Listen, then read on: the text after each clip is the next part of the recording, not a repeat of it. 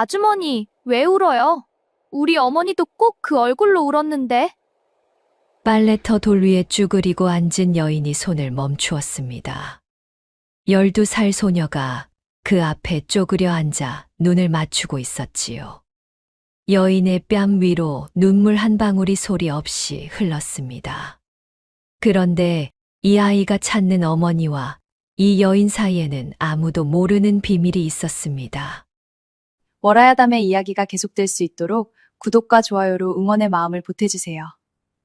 자, 그럼 오늘도 감동적인 옛날 이야기 지금 바로 시작합니다. 경기도 여주 땅에는 남한강이 굽이굽이 흘렀습니다. 강물은 언제나 그 자리에 있었지요.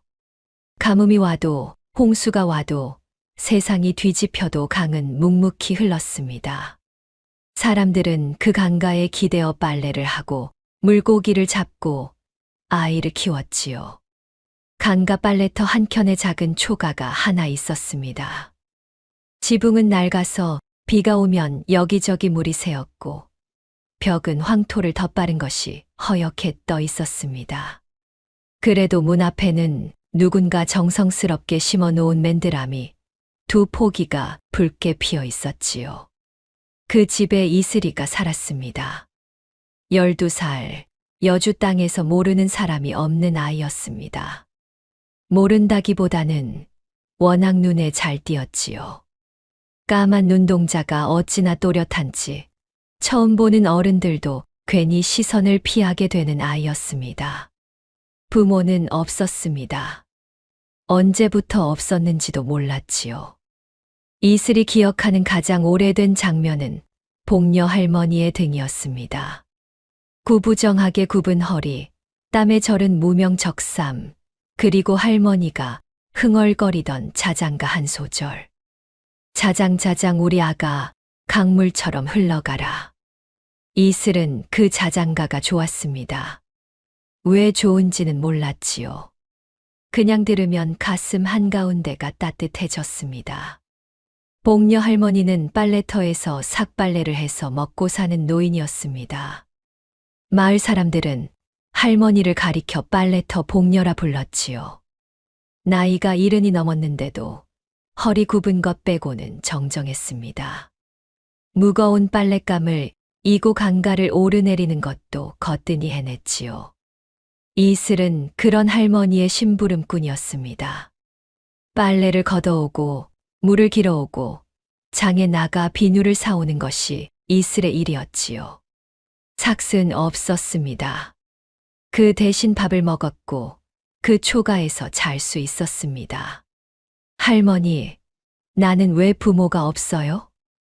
어느 날 이슬이 물었습니다. 10살 무렵이었지요. 할머니는 빨래를 치대던 손을 잠깐 멈추었습니다. 강물한테 물어보거라. 강물은 다 알고 있으니. 강물이 말을 해요? 잘 들으면 하지. 이슬은 그날 강가에 쪼그리고 앉아 한참을 강물을 들여다보았습니다. 강물은 아무 말도 하지 않았지요. 그래도 이슬은 그 자리에서 일어나지 않았습니다. 그게 이슬이라는 아이였습니다. 빨래터에는 여러 사람이 드나들었습니다. 안악들이 모여 수다를 떨고 아이들이 물가에서 뛰어놀고 행상들이 지나가다 물 한 모금 얻어 마시고 가는 곳이었지요. 이슬은 그 모든 것을 구석에서 지켜보았습니다. 그리고 석 달 전부터 낯선 여인 하나가 빨래터에 나타나기 시작했습니다. 여인의 이름은 아무도 몰랐습니다. 스스로 밝히지 않았고 아무도 묻지 않았지요. 마을 사람들은 그냥 강가 연화라 불렀습니다. 어느 날 갑자기 강가 허름한 집을 빌려 들어왔다고 했지요. 나이는 30 남짓으로 보였습니다. 얼굴이 고왔습니다. 고운 정도가 아니라 처음 보는 사람은 잠깐 멈추게 되는 얼굴이었지요. 눈썹은 먹으로 그린 듯 곱고 눈동자는 가을 하늘처럼 맑았습니다. 그러나 손은 거칠었고 안색은 늘 창백했습니다. 빨래를 하면서도 좀처럼 사람들과 어울리지 않았지요. 마을 안악들은 수군거렸습니다. 어디서 흘러온 여자인지 도통 모르겠어. 전에 양반집 몸종이었다는 말도 있던데. 그러기엔 너무 고상하잖아. 걸음걸이가 보통이 아니야. 세상에 저것 좀 봐. 빨래를 하면서도 허리가 꼿꼿해. 이슬은 그 말들을 들으면서 여인을 바라보았습니다. 뭔가 이상하다고 생각했지요. 말로는 설명이 안 됐지만 저 여인은 여기 있으면 안 되는 사람 같다는 느낌이 들었습니다. 마치 깊은 산속에서 자라야 할 꽃이 시장 한가운데 심어진 것처럼. 그리고 이슬은 또 다른 것을 알아챘습니다. 여인이 가끔 혼자 울고 있다는 것을.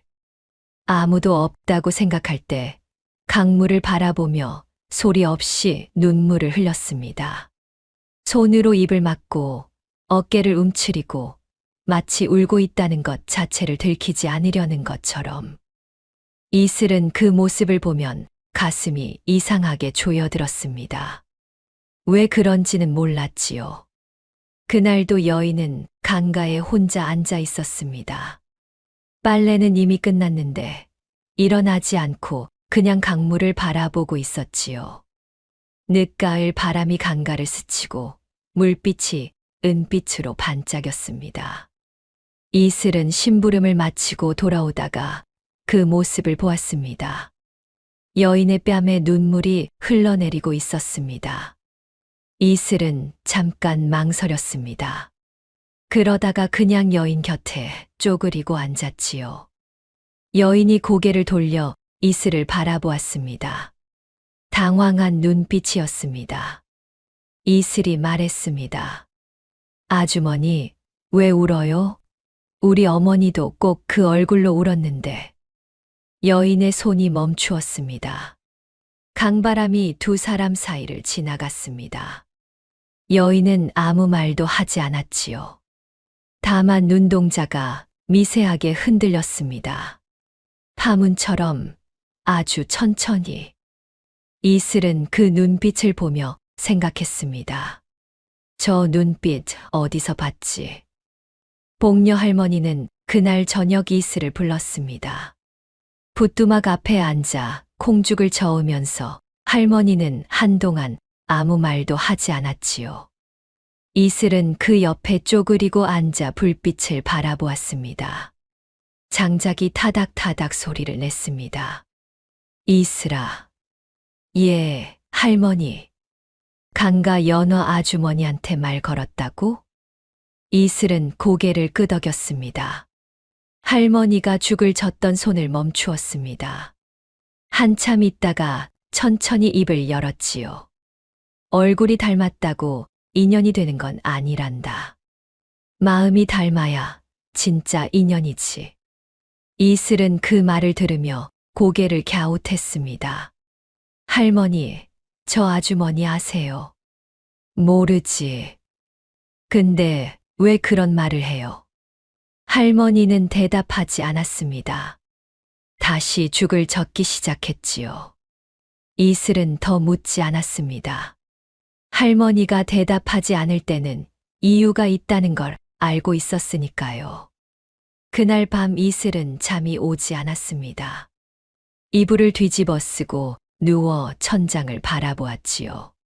창밖에서 강물 소리가 들렸습니다. 그리고 자꾸만 그 여인의 눈빛이 떠올랐습니다. 파문처럼 흔들리던 그 눈빛. 이슬의 어머니. 이슬은 어머니를 기억하지 못했습니다. 얼굴도, 목소리도, 냄새도. 다만 아주 어릴 적 꿈속에서 본 것 같은 장면이 하나 있었지요. 붉은 옷을 입은 여인이 이슬을 꼭 안고 있는 장면. 그 여인의 얼굴은 늘 흐릿했습니다. 꿈인지 기억인지도 몰랐지요. 이슬은 눈을 감았습니다. 강물 소리가 계속 들렸습니다. 다음 날 아침 이슬은 일찍 빨래터로 나갔습니다. 핑계는 할머니 심부름이었지요. 그러나 사실은 연화를 보고 싶었습니다. 스스로도 왜 그런지 몰랐습니다. 그냥 다시 보고 싶었지요. 연화는 이미 나와 있었습니다. 혼자 빨래를 하고 있었습니다. 이슬이 다가가자 고개를 들었지요. 어제와는 달리 눈물이 없었습니다. 다만 표정이 조금 굳어 있었습니다. 이슬이 옆에 슬쩍 앉았습니다. 아주머니, 어디서 왔어요? 연화가 잠깐 이슬을 바라보았습니다. 먼 곳에서. 얼마나 먼데요? 많이 먼 곳. 이슬은 고개를 끄덕였습니다. 더 묻지 않았지요. 대신 옆에서 할머니 빨래를 꺼내 함께 빨기 시작했습니다. 두 사람은 한동안 말없이 나란히 빨래를 했지요. 강물이 흘렀습니다. 한참 있다가 이슬이 말했습니다. 저도 어디서 왔는지 몰라요. 할머니가 주워왔대요. 연화의 손이 잠깐 멈추었습니다. 그래서 슬프니? 이슬은 생각했습니다. 슬픈가? 잘 모르겠었지요. 슬퍼야 하는 건 알겠는데 정작 느껴지는 건 슬픔이 아닌 것 같기도 했습니다. 가끔은요. 근데 할머니가 있으니까. 연화가 고개를 돌려 이슬을 바라보았습니다. 그 눈빛이 또 흔들렸습니다. 이슬은 그 눈빛을 정면으로 받으면서 생각했습니다. 이 사람은 나한테 뭔가 말하고 싶은 게 있다. 근데 못하고 있다.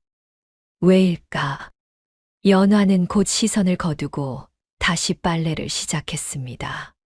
이슬도 따라서 빨래를 했지요. 강물이 또 흘렀습니다. 두 사람은 그날 오전 내내 나란히 앉아 빨래를 했습니다. 말은 거의 없었지요. 그래도 이상하게 불편하지 않았습니다. 마치 오래전부터 알던 사람처럼. 이슬은 집으로 돌아오면서 생각했습니다. 내일도 와야겠다. 여주 고을 관아에는 사또 임기준이 있었습니다. 나이 50에 배가 불룩하고 눈이 작은 사람이었지요. 탐욕스럽다는 소문이 자자했지만 워낙 윗사람 비위를 잘 맞추는 덕에 여주 땅에서 벌써 3년째 자리를 지키고 있었습니다. 그 임기준의 귀에 소문이 들어온 것은 가을이 깊어갈 무렵이었습니다. 사또 강가 빨래터에 수상한 여인이 하나 들어왔다 하옵니다. 아전 하나가 허리를 굽히며 보고했지요. 수상하다니 출신을 모르옵니다. 어디서 흘러왔는지 이름도 제대로 밝히지 않고 가진 것도 없는데 그냥 눌러앉았다 하옵니다. 임기준은 눈을 가늘게 떴습니다. 생김새는? 고운 편이라 하옵니다. 임기준이 손가락을 두드렸습니다. 데려와 봐. 아전이 물러갔지요. 임기준은 잠깐 생각에 잠겼습니다. 수상한 여인, 출신 불명, 고운 얼굴. 그것만으로 의심할 이유는 없었지요. 여주 땅에 흘러드는 떠돌이가 한둘이 아니었으니까요. 그런데 왜인지 마음 한구석이 불편했습니다. 임기준에게는 석 달 전 한양에서 내려온 밀서 하나가 있었습니다. 발신인은 없었지요. 다만 내용이 간단명료했습니다. 여자 하나를 찾아라. 나이 30 안팎, 얼굴이 비범하게 고우며 왼쪽 손목 안쪽에 작은 흉터가 있다. 찾으면 즉시 보고하라. 살려서 올릴 필요는 없다. 살려서 올릴 필요는 없다.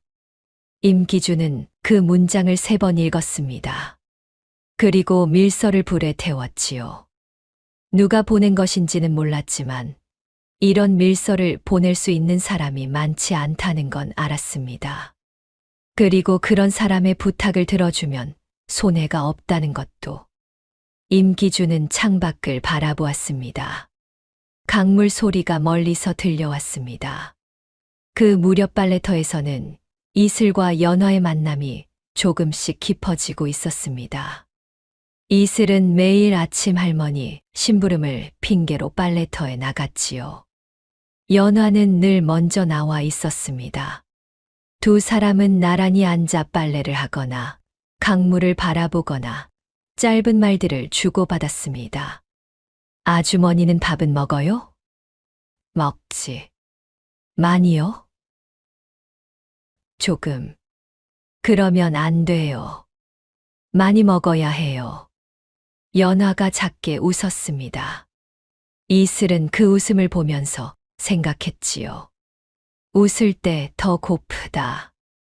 아니, 고프다는 말이 맞나? 뭔가 가슴 한가운데가 허전해지는 느낌. 어느 날은 이슬이 삶은 고구마를 가져왔습니다. 할머니 몰래 부뚜막에서 2개를 꺼내왔지요. 연화 앞에 내밀면서 말했습니다. 먹어요. 연화는 잠깐 이슬을 바라보다가 고구마를 받았습니다. 한 입 깨물었지요. 그러다 갑자기 눈가가 붉어졌습니다. 이슬이 눈을 동그랗게 떴습니다. 왜 또 울어요? 달아서. 고구마가 달아서 울어요? 연화가 고개를 끄덕였습니다. 이슬은 고개를 갸웃했지요. 고구마가 달아서 우는 어른은 처음 봤습니다. 그래도 더 묻지 않았습니다. 그냥 옆에 앉아서 자기도 고구마를 한 입 깨물었지요. 둘이 나란히 고구마를 먹었습니다. 강바람이 불었고 강물이 반짝였습니다. 이슬은 그 순간이 이상하게 좋았습니다. 왜 좋은지는 역시 몰랐지요. 복녀 할머니는 이슬이 연화와 가까워지는 것을 알고 있었습니다. 모른 척 했지요. 말리지도 부추기지도 않았습니다. 다만 어느 날 저녁 이슬이 잠든 뒤 할머니는 혼자 강가로 나갔습니다. 달이 떠 있었습니다. 연화가 강가 돌 위에 앉아 있었지요. 할머니가 다가가자 연화가 고개를 들었습니다. 두 사람은 한동안 말없이 강물을 바라보았습니다. 할머니가 먼저 입을 열었습니다. 오래 버텼구먼. 연화가 대답하지 않았습니다. 그 아이가 눈치채기 전에 떠날 생각은 없는가? 연화의 손이 무릎 위에서 꽉 쥐어졌습니다. 조금만 더요. 조금이 길어지면 더 힘들어지는 법이야. 연화가 고개를 숙였습니다. 달빛이 그 어깨 위로 쏟아졌지요. 할머니는 더 말하지 않았습니다. 그냥 연화 옆에 앉았지요.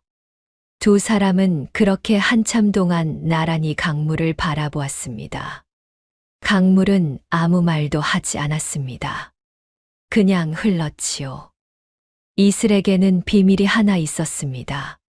품속에 늘 가지고 다니는 물건이 있었지요. 낡은 천 조각이었습니다. 쪽빛 비단의 작은 꽃무늬가 수놓인 손바닥만 한 크기의 천 조각. 복녀 할머니가 이슬을 처음 데려왔을 때 이슬의 손에 쥐어져 있던 것이라 했습니다. 이슬은 그 천 조각을 볼 때마다 어머니를 생각했습니다. 이걸 쥐어준 사람이 어머니일 것이라고. 그 외에 단서가 없었으니까요. 천 조각은 낡았지만 비단의 결이 고왔습니다. 무늬도 정교했지요. 마을 장에서는 볼 수 없는 종류의 천이었습니다. 이슬도 그건 알았지요. 하지만 그게 무얼 의미하는지는 몰랐습니다. 어느 날 이슬은 그 천 조각을 연화에게 보여주었습니다. 별 생각 없이 꺼낸 것이었지요. 그냥 보여주고 싶었습니다. 아주머니, 이게 뭔지 알아요? 연화가 천 조각을 받아들었습니다. 그리고 그 순간 연화의 얼굴이 하얗게 질렸습니다. 손이 떨렸습니다. 눈동자가 흔들렸지요. 천 조각을 쥔 손가락 마디가 하얘질 정도로 꽉 쥐었습니다. 이슬이 눈을 동그랗게 떴습니다. 아주머니? 연화가 고개를 들었습니다. 눈에 눈물이 가득 고여 있었지요. 그러나 울지 않으려고 안간힘을 쓰고 있었습니다. 어디서 났니 이게? 목소리가 떨렸습니다. 할머니가 제가 갖고 있던 거래요. 어릴 때부터요. 연화는 아무 말도 하지 않았습니다. 천 조각을 오래도록 바라보다가 천천히 이슬에게 돌려주었지요. 손이 여전히 떨렸습니다. 이슬은 천 조각을 받아들면서 연화의 손목을 보았습니다. 그리고 멈추었지요. 왼쪽 손목 안쪽. 작은 흉터가 하나 있었습니다. 오래된 것이었지요. 칼에 베인 것 같은 가늘고 흰 자국. 이슬은 그것을 보면서 이상한 기분이 들었습니다. 왠지 저 흉터를 본 적이 있는 것 같은 꿈속에서. 그날 밤 복녀 할머니는 이슬이 잠든 것을 확인하고 나서 오래도록 앉아 있었습니다. 등잔불이 가물가물 흔들렸지요. 할머니의 손에는 접힌 서찰 하나가 있었습니다. 종이가 누렇게 변한 걸 보면 오래된 것이었습니다.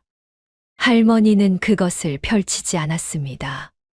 그냥 손에 쥔 채 앉아 있었지요. 서찰 겉면에는 글씨가 적혀 있었습니다. 이 아이가 스스로 찾아올 때까지 기다려 주십시오. 할머니는 눈을 감았습니다. 12년이었습니다. 그날 새벽 피투성이가 된 채 강가에 쓰러진 여인을 발견했을 때부터 여인의 품에 갓난아이가 안겨 있었지요. 아이는 울지도 않았습니다. 그냥 크고 까만 눈으로 할머니를 바라보고 있었습니다. 할머니는 그 눈빛을 보고 알았지요. 이 아이는 보통 아이가 아니다. 여인은 아이를 할머니에게 맡기면서 말했습니다. 목소리가 끊어질 듯 했지요. 살아있는 것처럼 살게 해 주세요. 제발. 그리고 사라졌습니다. 할머니는 그 이후로 이슬을 키웠지요. 아무것도 묻지 않고 아무것도 알리지 않고 그냥 강물처럼 흘러가게 두면서. 그런데 이제 할머니는 눈을 떴습니다. 등잔불이 흔들렸지요. 때가 된 것 같았습니다. 며칠 후였습니다. 관아 아전 둘이 빨래터에 나타났습니다. 마을 안악들이 수군거렸지요. 아전들이 빨래터에 오는 건 흔한 일이 아니었으니까요. 두 사람은 주위를 훑어보다가 연화에게 다가갔습니다. 여기 강가 연화라 불리는 여인이 당신이요? 연화가 고개를 들었습니다. 표정에 변화가 없었지요. 다만 손이 아주 조금 멈추었습니다. 그렇소. 사또께서 부르시오. 따라오시오. 주변 안악들이 조용해졌습니다. 이슬은 저만치서 그 장면을 보고 있었지요. 가슴이 쿵 내려앉았습니다. 연화는 잠깐 빨래를 정리하고 일어섰습니다. 그 모습이 이상하게 당당했습니다. 관아 아전 앞에서 고개를 숙이지 않았지요. 그냥 자연스럽게 일어서서 자연스럽게 걸었습니다. 마치 이런 상황이 낯설지 않은 것처럼. 이슬은 연화가 아전들과 함께 멀어지는 것을 바라보았습니다. 그리고 뒤를 밟기 시작했지요. 관아 안채 마당에서 임기준이 연화를 맞았습니다. 위아래로 훑어보았지요. 소문대로 고운 얼굴이었습니다. 그러나 그것보다 임기준의 눈에 더 걸리는 게 있었습니다. 이 여인의 눈빛. 두렵지 않았습니다. 관아에 끌려온 여인치고는 너무 침착했지요. 이름이 뭐요? 연화라 하옵니다. 어디서 왔소? 먼 곳에서 왔습니다. 먼 곳이 어디요?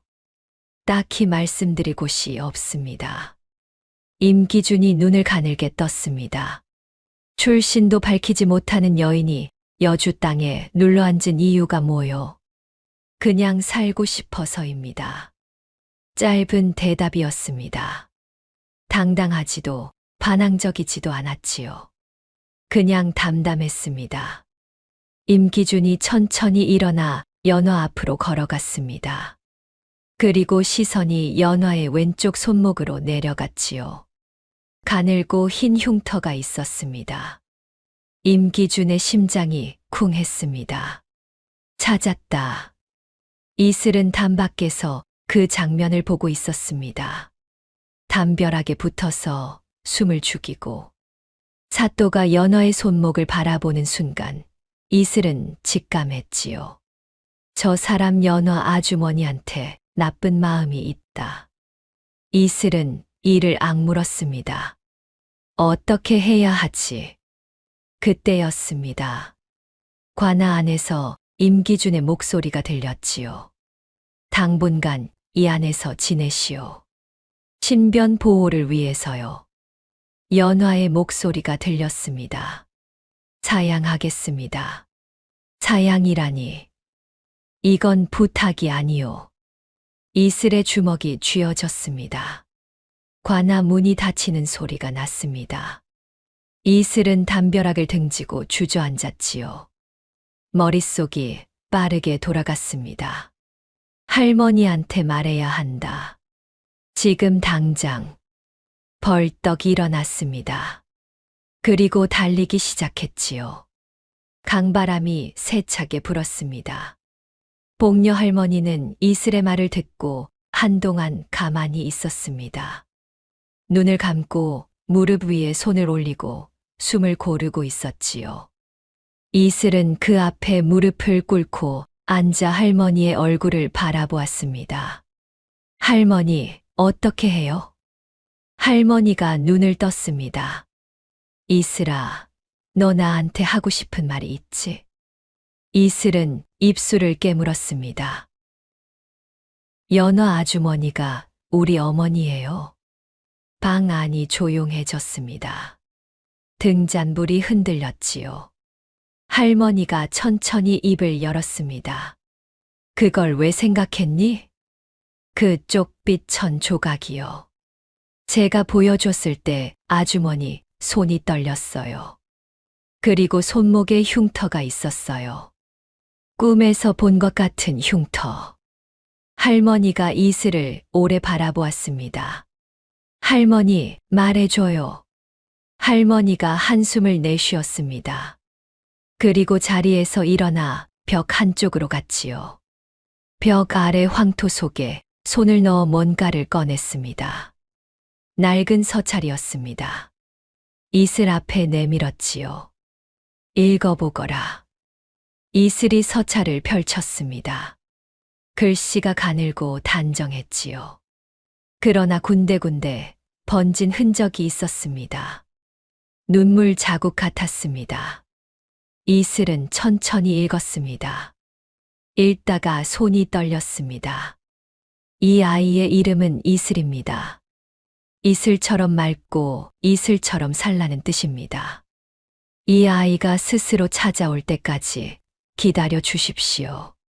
제가 직접 찾아갈 수 없는 것은 그래야만 이 아이가 살 수 있기 때문입니다. 이슬은 서찰을 다 읽지 못했습니다. 눈물이 먼저 났지요. 그럼 연화 아주머니가. 그래. 이슬이 입술을 떨었습니다. 왜 찾아오지 않았어요? 찾아오면 내가 위험해지니까. 왜 위험해요? 왜요? 할머니가 이슬의 손을 잡았습니다. 주름진 손이었지요. 따뜻했습니다. 이슬아, 내 어머니는 보통 사람이 아니란다. 이슬이 눈물을 닦으면서 할머니를 바라보았습니다. 할머니가 말했습니다.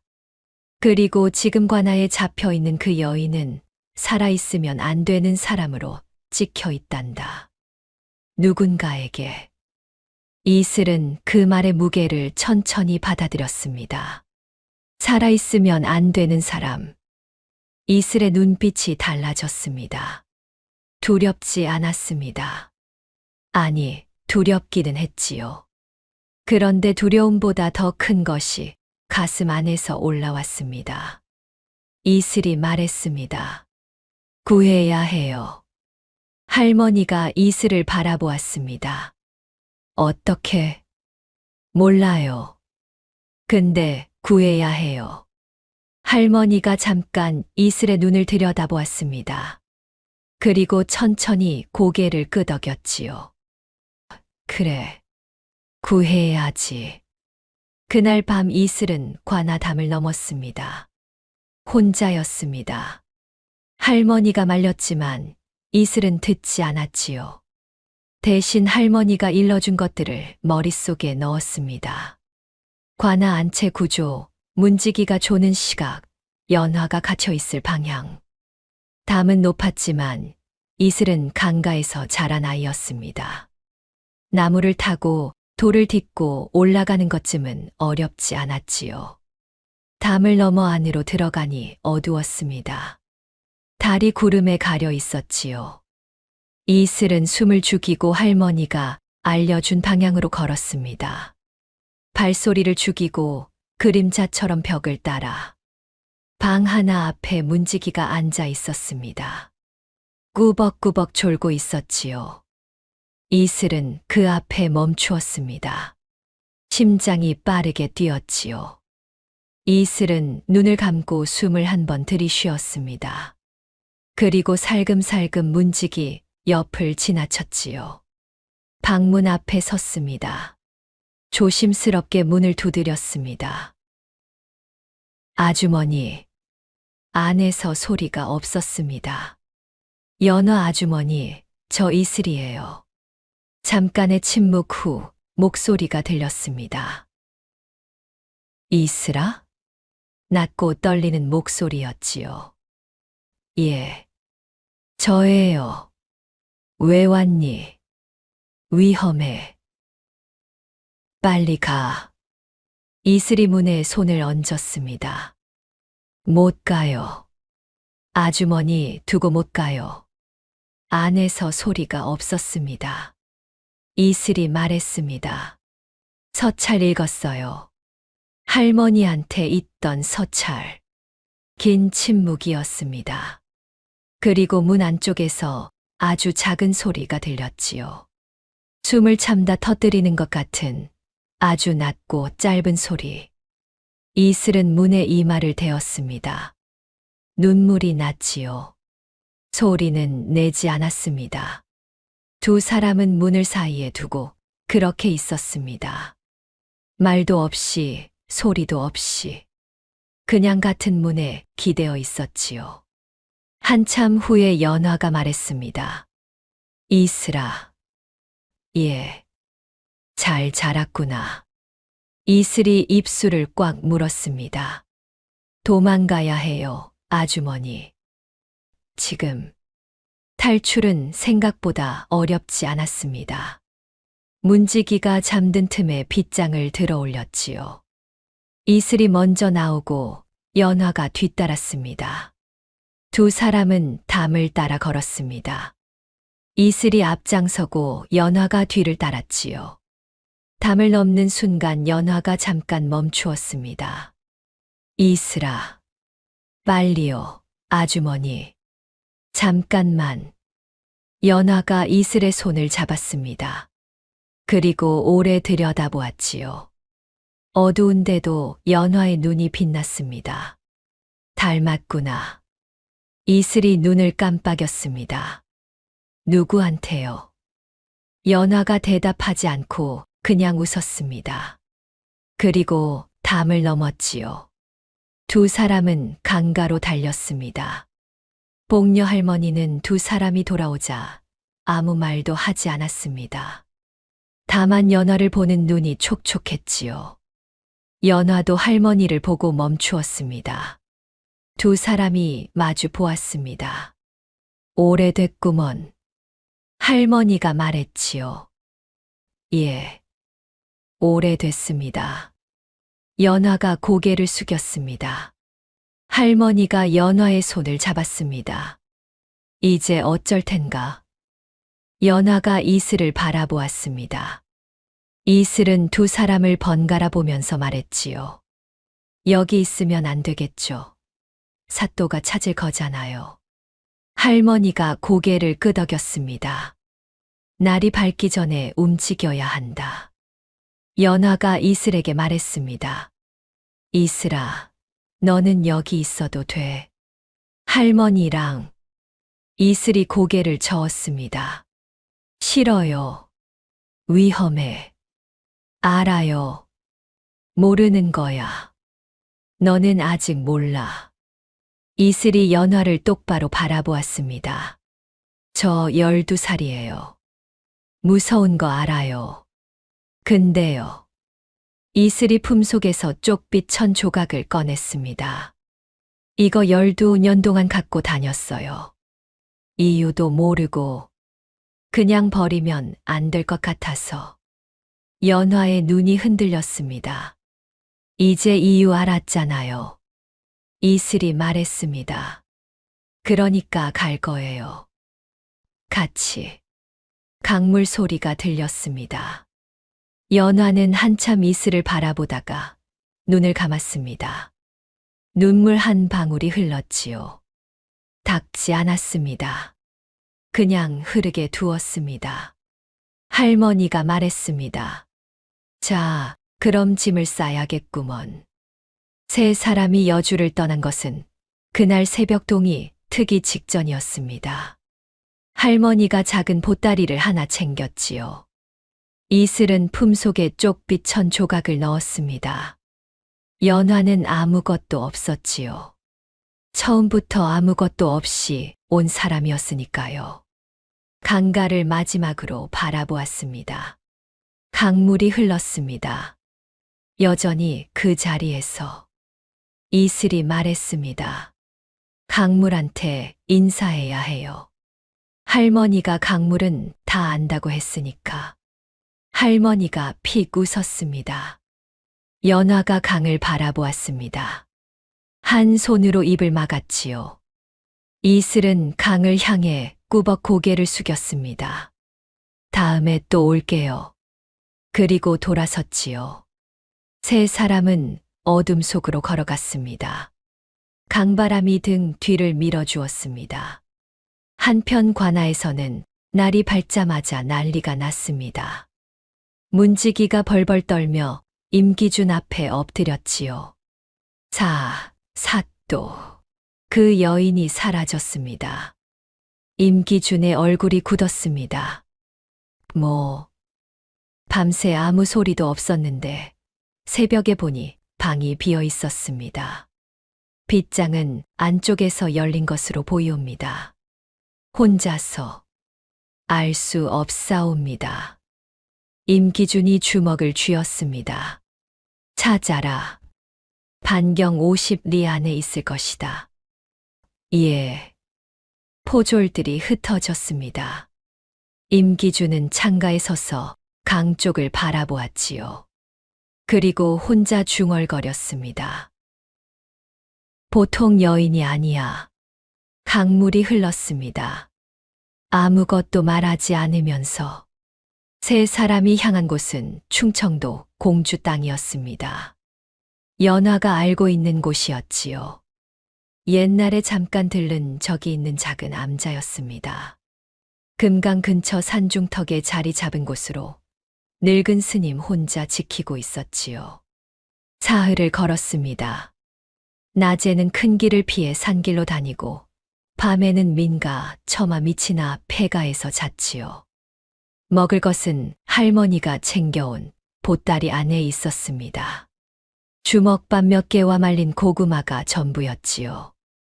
이슬은 불평하지 않았습니다. 다리가 아파도 배가 고파도 그냥 걸었지요. 다만 가끔 연화를 슬쩍 훔쳐보았습니다. 연화는 늘 앞을 보며 걸었습니다. 지쳐 보이면서도 걸음이 흔들리지 않았지요. 둘째 날 밤이었습니다. 셋이 나란히 누워 있었지요. 할머니는 금세 잠들었습니다. 이슬과 연화만 깨어 있었지요. 별이 많았습니다. 이슬이 말했습니다. 아주머니, 아니, 어머니라고 불러도 돼요? 연화가 대답하지 않았습니다. 이슬이 옆을 보았지요. 연화가 하늘을 바라보고 있었습니다. 눈이 반짝였습니다. 별빛 때문인지 눈물 때문인지 불러도 되는지 모르겠어. 연화가 천천히 말했지요.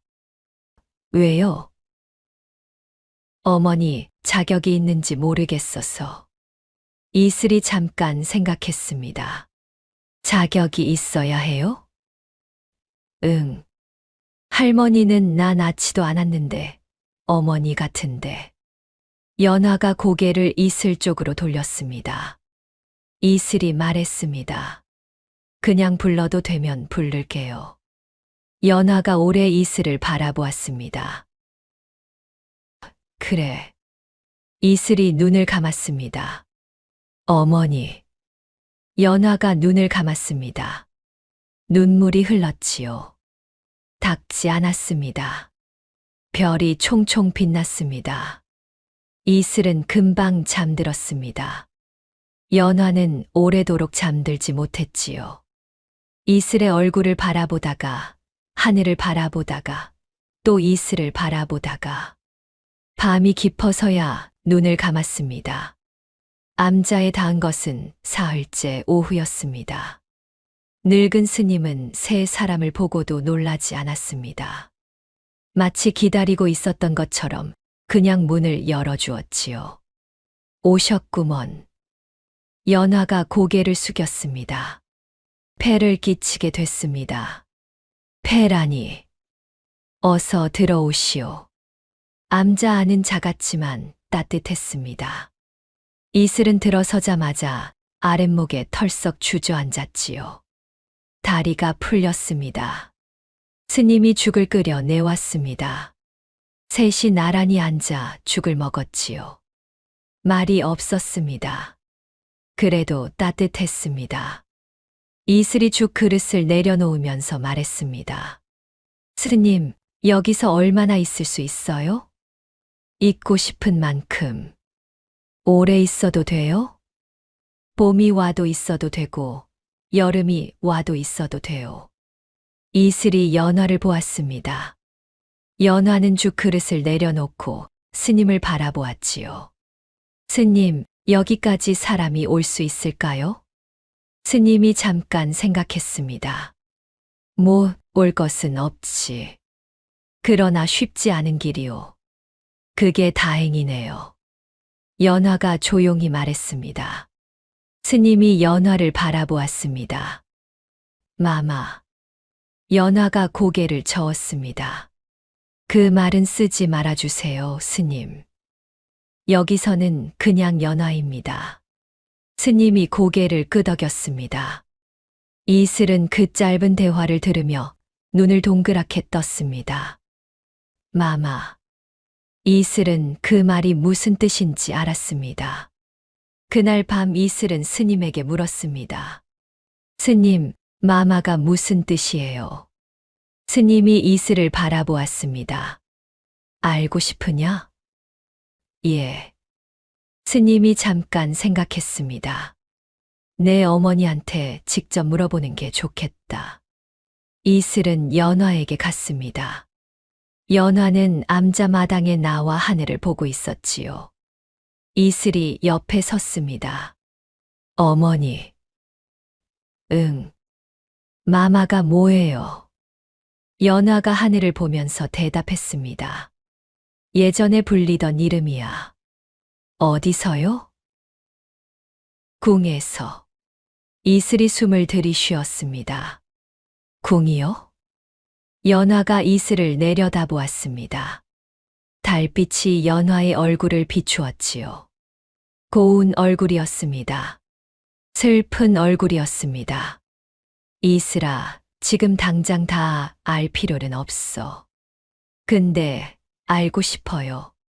알면 더 위험해져. 이미 위험한데요. 연화가 이슬의 얼굴을 오래 바라보았습니다. 그리고 말했습니다. 내 외할아버지는 왕이셨어. 이슬이 눈을 깜빡였습니다. 그 말의 무게가 천천히 내려앉았지요. 왕. 외할아버지가 왕. 그러면 어머니는 이슬이 입을 열었다가 닫았습니다. 다시 열었다가 또 닫았지요. 연화가 작게 웃었습니다. 놀랐지? 이슬이 한참 있다가 말했습니다. 조금요.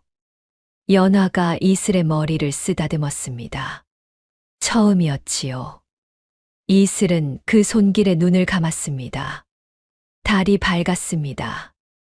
한양 궁궐 안 깊숙한 곳에 왕후 윤씨의 처소가 있었습니다. 화려했지요. 비단 휘장의 금빛 촛대, 옥으로 만든 향로에서 연기가 피어올랐습니다. 그러나 그 화려함 속에 앉은 왕후의 얼굴은 굳어 있었습니다. 박상궁이 무릎을 꿇고 보고하고 있었지요. 여주에서 연락이 왔사옵니다. 사또 임기준이 여인을 찾았으나 하룻밤 사이에 사라졌다 하옵니다. 왕후가 손에 쥔 찻잔을 내려놓았습니다. 천천히 소리 없이. 그러나 손이 조금 떨렸지요. 사라졌다고. 예. 담을 넘어 도주한 것으로 보인다 하옵니다. 혼자서. 동행이 있었던 것으로 보이옵니다. 빨래터 노파와 12살 계집아이라 하옵니다. 왕후가 눈을 가늘게 떴습니다. 12살. 예. 왕후가 천천히 일어났습니다. 창가로 걸어갔지요. 궁궐 담 너머 하늘이 보였습니다. 구름이 흘렀지요. 12해 전에 왕후가 혼자 말처럼 말했습니다. 그 아이가 죽었다 했지. 박상궁이 고개를 더 깊이 숙였습니다. 죄송하옵니다, 마마. 죄송이라는 말로 되는 일이냐. 왕후의 목소리가 낮아졌습니다. 찬 목소리였지요. 그 아이가 살아있다면 그것은 모든 것이 무너진다는 뜻이다. 알겠느냐? 예. 찾아라. 이번엔 확실하게. 박상궁이 물러났습니다. 왕후는 창가에 서서 오래 하늘을 바라보았지요. 12해. 긴 시간이었습니다. 충분히 길다고 생각했지요. 다 끝났다고 생각했습니다. 왕후의 손가락이 창틀을 짚었습니다. 살아 있었단 말이냐. 한편 암자에서는 조용한 날들이 이어졌습니다. 이슬은 아침마다 스님을 따라 마당을 쓸었습니다. 연화는 암자 한켠에서 바느질을 하거나 스님의 공양을 도왔지요. 할머니는 볕 좋은 곳에 앉아 쉬었습니다. 평화로웠습니다. 그러나 이슬은 알고 있었지요. 이 평화가 오래가지 않을 것이라는 걸. 어느 날 이슬이 연화 옆에 앉았습니다. 어머니, 나한테 다 얘기해줘요. 연화가 바느질하던 손을 멈추었습니다. 뭘? 다요. 어머니가 왜 쫓기는지, 왕후가 누군지, 다. 연화가 이슬을 바라보았습니다. 이슬이 말했습니다. 제가 도우려면 알아야 해요. 너는 도울 필요 없어. 있어요. 이슬이 연화의 눈을 똑바로 보았지요. 어머니 혼자서는 안 돼요. 12년 동안 혼자였잖아요. 그래서 빨래터 강가에서 혼자 우셨잖아요. 연화가 눈을 감았습니다. 이슬아, 말해줘요. 긴 침묵이었습니다. 그리고 연화가 천천히 입을 열었습니다. 이야기는 12년 전으로 거슬러 올라갔습니다. 연화의 본래 이름은 연화가 아니었습니다. 입궁하면서 받은 이름이었지요. 본래 이름은 아무도 몰랐습니다. 연화는 왕의 후궁이었습니다. 왕의 총애를 받았지요. 아이를 낳았습니다. 딸이었습니다. 왕은 그 아이를 귀히 여겼지요. 그것이 문제였습니다. 왕후 윤 씨에게는 아들이 없었습니다. 왕비의 자리는 있었지만 자식이 없었지요. 그런데 후궁의 딸이 왕의 총애를 독차지하는 것을 보며 왕후의 마음에 독이 들어찼습니다. 왕후는 움직였습니다. 연화에게 누명을 씌웠지요. 임금을 저주하는 부적을 숨겼다는 것이었습니다. 거짓이었지만 증거가 있었습니다. 왕후가 심어놓은 것이었지요. 왕도 믿었습니다. 아니, 믿지 않았는지도 모르지요. 그러나 왕후의 뜻을 거스르기가 어려웠습니다. 왕후 뒤에 윤 씨 가문이 있었으니까요. 연화는 쫓겨났습니다. 아이와 함께. 그러나 쫓겨나는 것으로 끝이 아니었습니다. 왕후는 박상궁을 시켜 연화와 아이를 없애려 했지요. 밤중에 자객이 찾아왔습니다. 연화는 도망쳤습니다. 아이를 품에 안고 왼쪽 손목에 자객의 칼을 맞으면서 강가까지 달렸습니다. 더 이상 달릴 수 없었지요. 그때 복녀 할머니를 만났습니다. 아이만 살려주세요. 그것이 연화가 한 말이었습니다. 이슬은 그 이야기를 듣는 동안 아무 말도 하지 않았습니다. 다 듣고 나서도 한참 동안 말이 없었지요. 연화가 말했습니다. 이제 알겠지.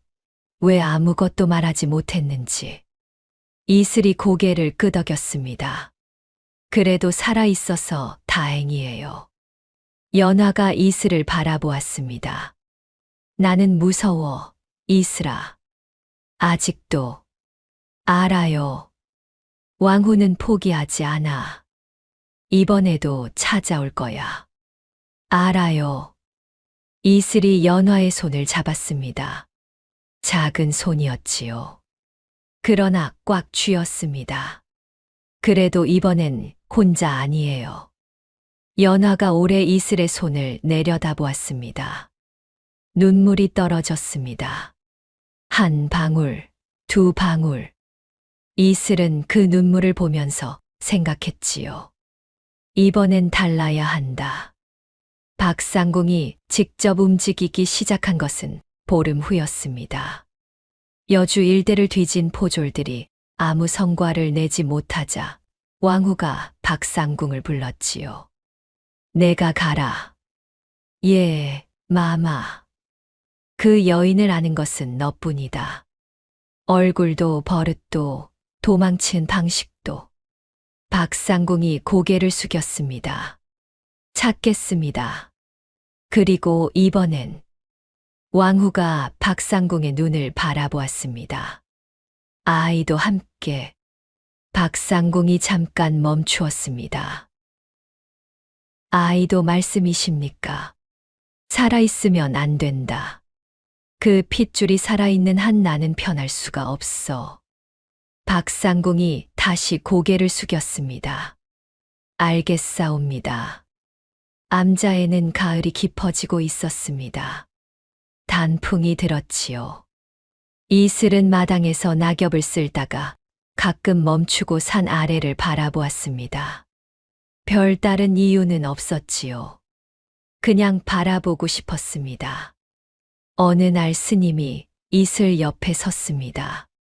무엇이 보이느냐? 산이요. 더 보면?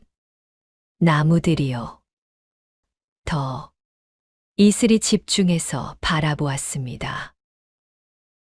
길이 하나 있어요. 저 아래에. 그래. 사람이 오는 길이다. 이슬이 스님을 보았습니다. 스님이 말했습니다. 올 것이 오고 있구먼. 이슬의 가슴이 쿵 내려앉았습니다. 그날 저녁 이슬은 연화에게 말했습니다. 어머니, 준비해야 해요. 연화가 고개를 들었습니다. 무슨 준비?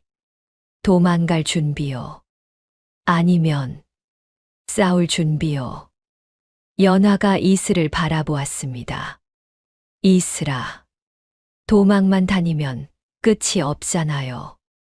그렇다고 싸울 수가 없어. 우리한테 아무것도 없잖아. 이슬이 말했습니다. 있어요. 뭐가? 이슬이 품속에서 두 가지를 꺼냈습니다. 쪽, 뜻 천 조각. 그리고 복녀 할머니가 가져온 낡은 서찰. 이거요. 연화가 눈을 내려 두 가지를 바라보았습니다. 이슬이 말했습니다.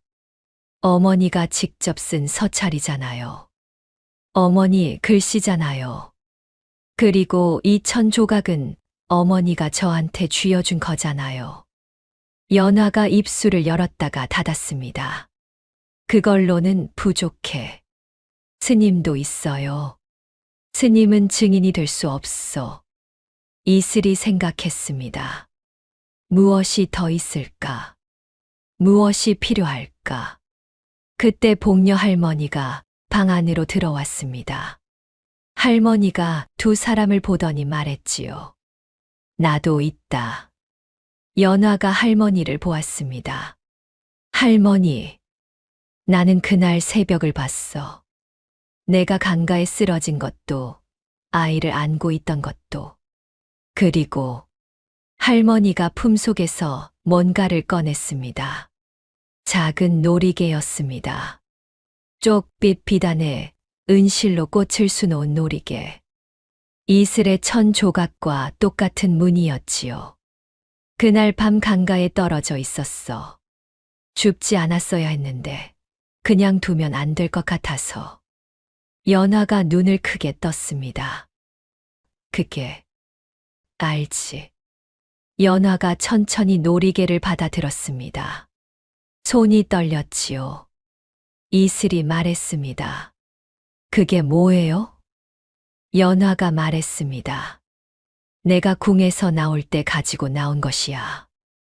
잃어버린 줄 알았어. 왕이 직접 내려준 것이었는데. 이슬이 눈을 반짝였습니다. 그러면, 그래. 연화가 놀이개를 꼭 쥐었습니다. 이걸로 할 수 있어. 그날 밤 이슬은 잠들지 않았습니다. 이불을 뒤집어 쓰고 누워 천장을 바라보았지요. 창밖으로 바람 소리가 들렸습니다. 산바람이었지요. 서늘했습니다. 이슬은 복녀 할머니가 낮에 한 말을 떠올렸습니다. 얼굴이 닮았다고 인연이 되는 건 아니란다. 마음이 닮아야 진짜 인연이지. 처음 그 말을 들었을 때는 이해하지 못했지요. 그냥 어른들이 하는 이상한 말이라고 생각했습니다. 그런데 지금은 알 것 같았습니다. 연화와 이슬은 얼굴이 닮았을지 모릅니다. 그러나 그것이 인연의 이유는 아니었지요. 강가 빨래터에서 우는 여인을 보고 그냥 지나치지 못한 것, 고구마를 가져간 것, 관아담을 넘은 것, 여주를 떠난 것. 그것들이 인연이었습니다.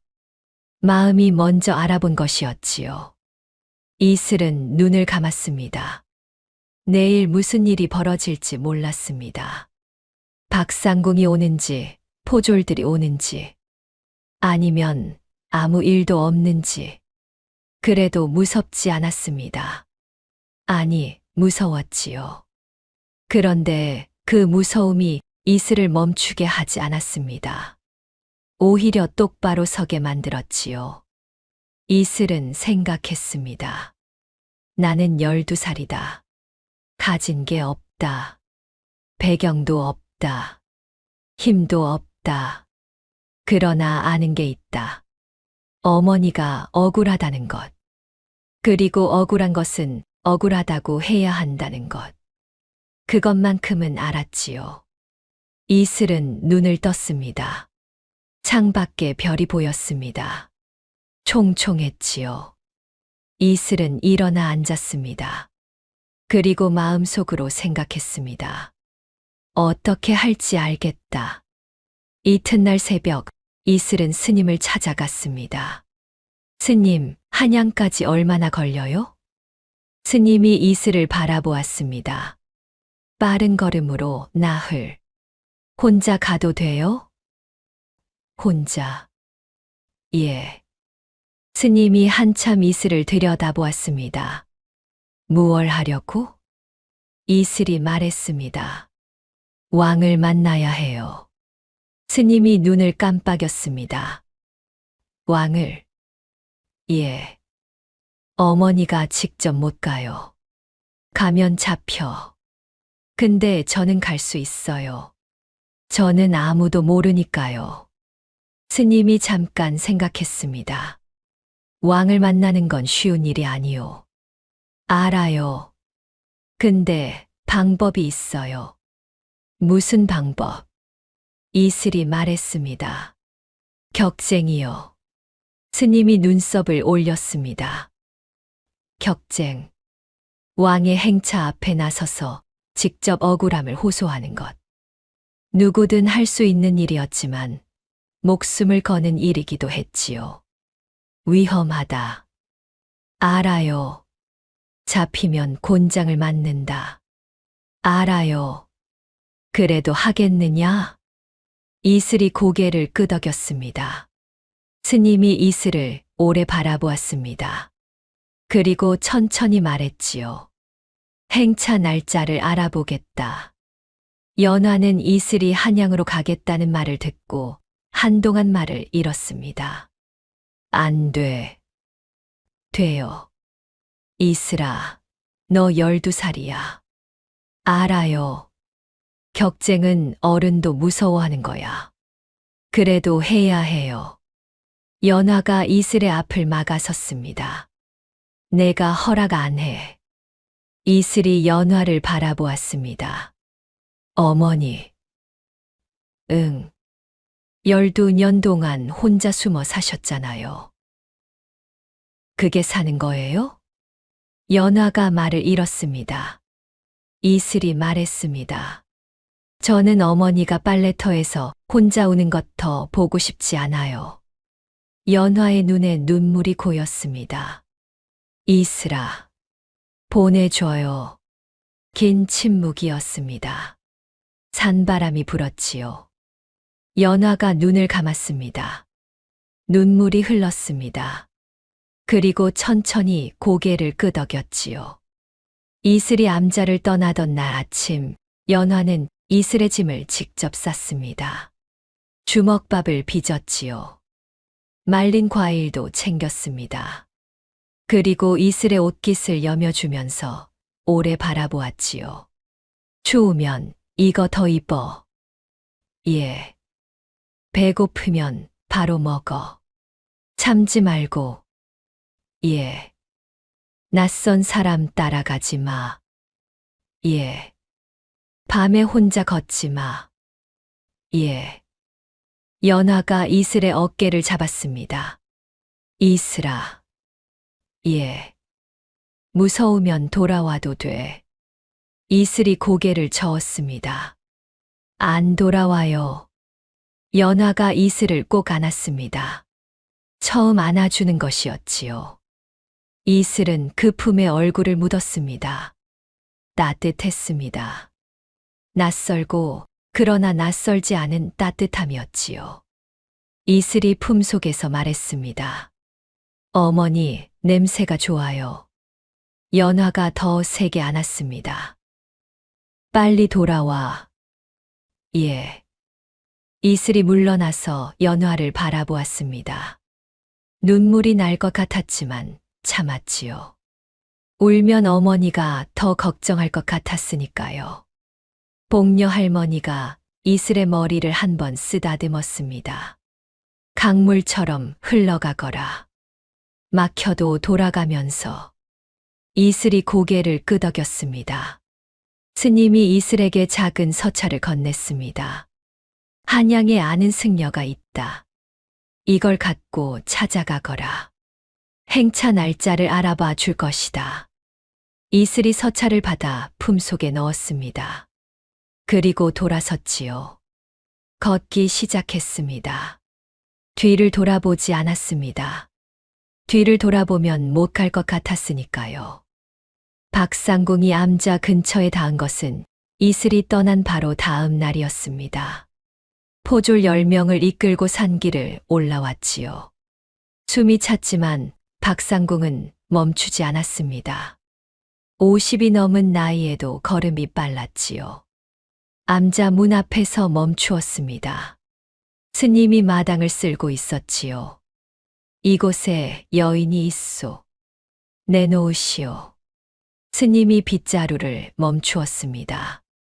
여인이라니. 30 얼굴이 고운 여인이요. 암자에 여인이 있을 리 없지요. 박상궁이 눈을 가늘게 떴습니다. 수색해도 되겠소. 마음대로 하시오. 포졸들이 암자 안을 뒤졌습니다. 작은 암자였지요. 오래 걸리지 않았습니다. 아무것도 없었지요. 박상궁이 스님 앞으로 왔습니다. 없군. 없다 했지 않소. 그러나 흔적이 있소. 이 방에 여럿이 머문 흔적이. 스님이 박상궁을 바라보았습니다. 지나가는 나그네들이 쉬어가는 곳이요. 그게 이상하오? 박상궁이 잠깐 생각했습니다. 그리고 돌아섰지요. 가자. 포졸들이 따랐습니다. 박상궁은 산을 내려가면서 생각했지요. 여기 있었다. 분명히. 그러나 알아채고 떠난 것이다. 어디로? 박상궁의 눈이 좁아졌습니다. 이 여인은 12년 전과 달랐습니다. 혼자가 아니었지요. 그 아이가 변수였습니다. 이슬이 한양에 닿은 것은 나흘 만이었습니다. 스님의 서찰을 들고 찾아간 승려는 작고 말 수 없는 노인이었지요. 이슬의 이야기를 듣고 한참 있다가 말했습니다. 왕의 행차가 사흘 후에 있다. 종묘 앞을 지나간다. 이슬이 눈을 빛냈습니다. 격쟁은 어떻게 해요? 행차 앞에 나서서 꽹과리를 치거나 징을 치면 된다. 그러면 행차가 멈추고 억울함을 들어준다. 꽹과리는요? 승려가 잠깐 생각하다가 자리에서 일어났습니다. 방 구석에서 작은 꽹과리를 꺼내 이슬에게 건넸지요. 연습해 보거라. 이슬이 꽹과리를 받아들었습니다. 쳤지요. 쨍 소리가 났습니다. 이슬이 눈을 반짝였습니다. 이거예요? 그렇다. 더 세게 쳐야 해요? 멈추게 해야 하니까. 이슬이 다시 쳤습니다. 더 세게. 쨍그랑. 승려가 작게 웃었습니다. 잘 치는구먼. 사흘이 지났습니다. 이슬은 종묘 앞 길가에 서 있었습니다. 이른 아침이었지요. 아직 행차가 오지 않았습니다. 구경꾼들이 하나둘 모여들었지요. 이슬은 품속을 확인했습니다. 쪽빛천 조각, 복녀 할머니의 서찰, 그리고 연화의 놀이개. 셋 다 있었지요. 심장이 빠르게 뛰었습니다. 무서웠습니다. 많이 무서웠지요. 그런데 이슬은 생각했습니다. 어머니도 무서웠을 거야. 12년 동안. 매일. 그래도 살았잖아. 그러면 나도 할 수 있어. 멀리서 행차 소리가 들렸습니다. 나팔 소리, 발소리, 말발굽 소리. 구경꾼들이 길 양쪽으로 물러났습니다. 이슬은 꽹과리를 꽉 쥐었습니다. 행차가 가까워졌지요. 금빛 가마가 보이기 시작했습니다. 이슬이 숨을 들이쉬었습니다. 그리고 뛰어나갔습니다. 꽝! 꽹과리 소리가 울렸습니다. 억울함이 있사옵니다. 구경꾼들이 술렁였지요. 포졸들이 달려왔습니다. 이슬은 달아나지 않았습니다. 그 자리에 무릎을 꿇고 꽹과리를 다시 쳤지요. 꽝, 꽝. 억울함을 들어주시옵소서. 행차가 멈추었습니다. 가마 안에서 목소리가 들렸지요. 누구냐? 이슬이 고개를 들었습니다. 눈물이 났습니다. 참지 않았지요. 소인은 이슬이라 하옵니다. 억울하게 쫓겨난 어머니를 대신하여 이 자리에 나왔습니다. 왕은 이슬을 직접 만났습니다. 편전 아니었지요. 이슬은 무릎을 꿇고 왕 앞에 앉았습니다. 무릎이 떨렸지요. 그래도 고개를 들었습니다. 왕은 50대였습니다. 얼굴이 지쳐 보였지요.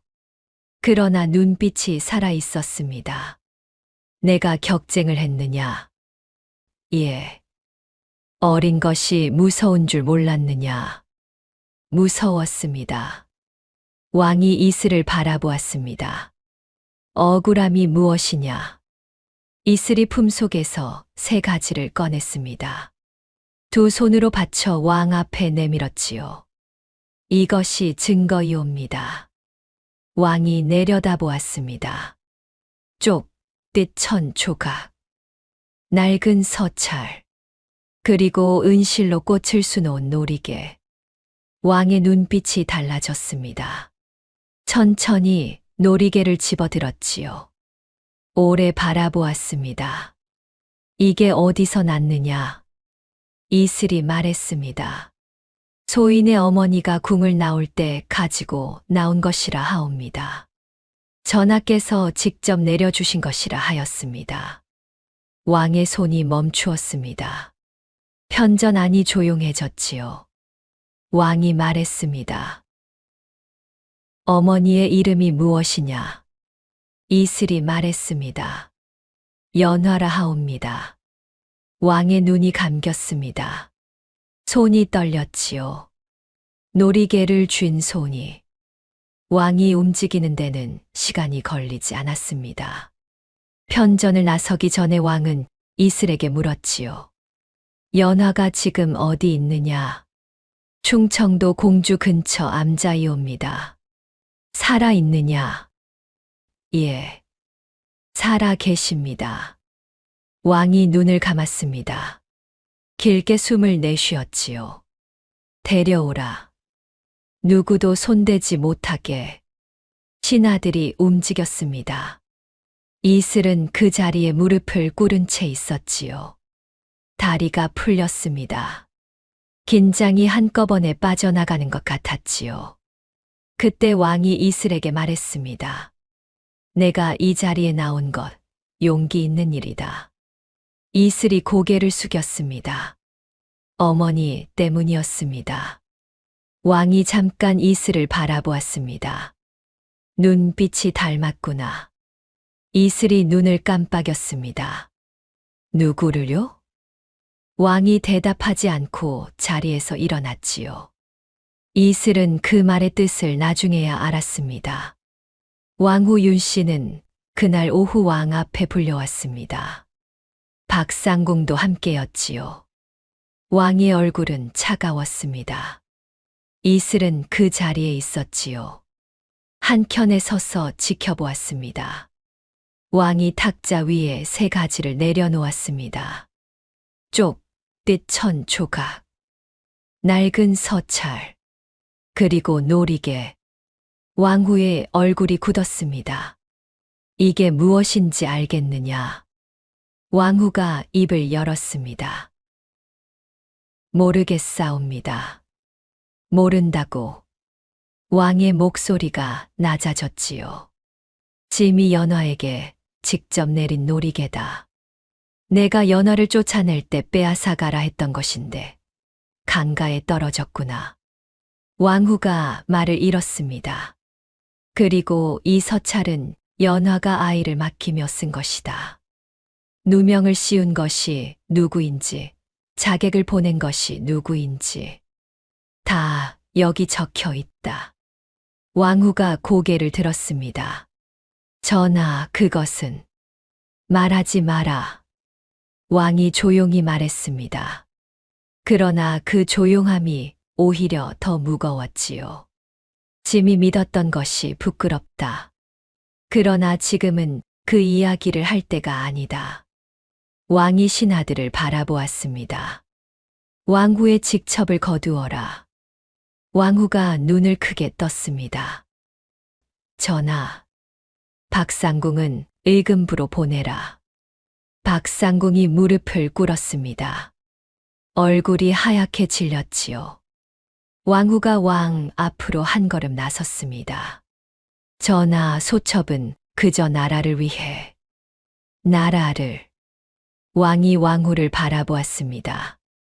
어린아이 하나를 죽이려 한 것이 나라를 위한 일이냐. 왕후가 입술을 떨었습니다. 말이 나오지 않았지요. 이슬은 그 장면을 바라보면서 생각했습니다. 어머니가 12년 동안 혼자 감당했던 것이 이것이었구나. 연화가 한양에 도착한 것은 사흘 후였습니다. 이슬은 궁궐문 앞에서 기다렸지요. 연화가 가마에서 내렸습니다. 이슬을 보았지요. 두 사람이 마주 보았습니다. 이슬이 달려갔습니다. 연화가 팔을 벌렸지요. 이슬이 그 품에 안겼습니다. 아무 말도 하지 않았습니다. 말이 필요 없었지요. 연화가 이슬의 등을 쓰다듬었습니다. 이슬이 품에 얼굴을 묻고 눈물을 흘렸지요. 소리는 내지 않았습니다. 그냥 조용히 흘렸습니다. 연화도 울었지요. 역시 소리 없이. 궁궐문 앞에서 두 사람은 그렇게 오래 안겨 있었습니다. 가을 햇살이 따뜻했지요. 그로부터 여러 해가 지났습니다. 이슬은 자랐습니다. 연화는 궁으로 돌아가지 않았지요. 왕이 권했지만 연화는 고개를 저었습니다. 대신 한양성 밖에 작은 집을 얻었습니다. 복녀 할머니와 셋이 살았지요. 이슬은 그 집에서 공부했습니다. 글도 배우고 바느질도 배우고 사람 보는 법도 배웠지요. 연화에게 배웠습니다. 할머니에게 배웠습니다. 스님에게도 배웠지요. 강은 멀리 있었지만 이슬은 가끔 강을 보러 갔습니다. 강물은 늘 그 자리에서 흘렀지요. 이슬은 강가에 쪼그리고 앉아 물을 바라보았습니다. 그러면 어릴 때 생각이 났지요. 빨래터, 할머니의 자장가, 고구마를 먹으며 울던 연화. 그리고 혼자 중얼거렸습니다. 강물아, 이제 다 잘 됐어. 강물은 아무 말도 하지 않았습니다. 그냥 흘렀지요. 그게 강물의 대답이었습니다. 훗날 이 이야기는 여주 땅 사람들 사이에서 오래 전해졌습니다. 빨래터의 두 사람 이야기로, 눈물로 우는 여인과 고구마를 가져온 아이 이야기로 사람들은 말했지요. 마음이 닮으면 인연이 된다고. 그리고 그 인연이 세상을 바꾼다고. 강물은 오늘도 그 자리에서 흘렀습니다. 아무것도 잊지 않으면서. 오늘 이야기의 이슬이처럼 세상에서 가장 큰 용기는 사랑하는 사람을 위해 한 걸음 내딛는 것인지도 모릅니다. 다음 영상을 빠르게 만나보시려면 좋아요와 구독을 눌러주세요. 지금 화면에 나오는 월화야담의 더 재미있는 영상들도 함께 해주세요. 그럼 모두 행복한 하루 보내세요. 감사합니다.